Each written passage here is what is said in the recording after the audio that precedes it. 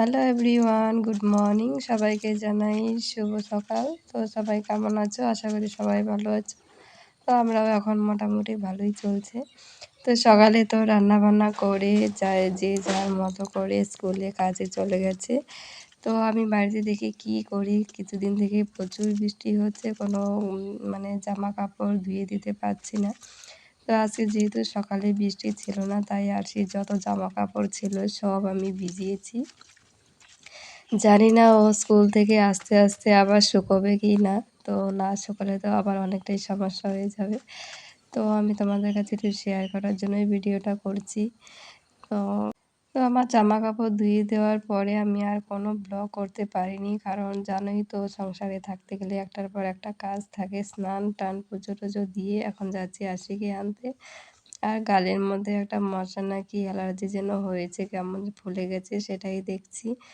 তো কাজ তো শেষই হচ্ছে না। জামা কাপড় ধুয়ে দেওয়ার পরে গরু ছাগলকে জল টল দিয়ে স্নান করে পুজো দিয়ে এখন যাচ্ছি আশিকে আনতে। তো রাস্তায় একজনকে দেখতে পেলাম, তো ওনার সঙ্গে দু একটা কথা বলছি, কারণ একটু সময় নিয়েই বেরোচ্ছি, কারণ প্রতিদিন আমি প্রচণ্ড লেট করে যাই আশিকে আনতে।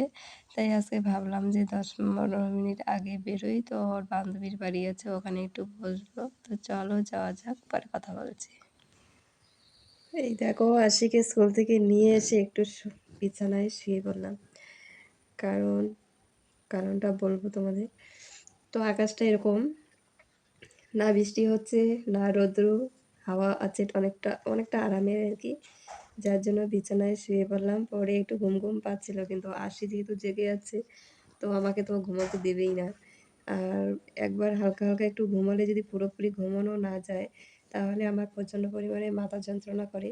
যার জন্য আমি ভাবলাম আরসি যদি ঘুমায় তাহলে আমি একটু ঘুমাবো, কিন্তু ও না ঘুমালে আমি ঘুমাতে পারবো না। তো মাত্র স্নান করে আসলো, এসে জামা কাপড় ধুয়ে দিয়েছিলাম, ওগুলো আনতে গেলো। মানে সব আনবে না, ও যেটা পরবে সেটাই আনবে। তারপরে ওকে খেতে দেবো, আমি নিজেও খাবো। মানে গাড়ি ছেঁকতে হবে, তারপরে দেখা যাক ঘুমাতে পারি কিনা। যদি সময় পাই অবশ্যই ঘুমাবো। না, আমার এমনিতেই দুপুরবেলা ঘুম হয় না, কিন্তু দেখি কি হয়। চলো। গুড ইভিনিং বন্ধুরা। দেখো সমস্ত জল শুকিয়ে গেছিল, আবার কালকের বৃষ্টিতে একদম ডিগি রাস্তা সব ভর্তি হয়ে গেছে। আস্তে আস্তে এখন একটু ক্লিয়ার হলো। তো বাবা এখানে বসি। হ্যাঁ,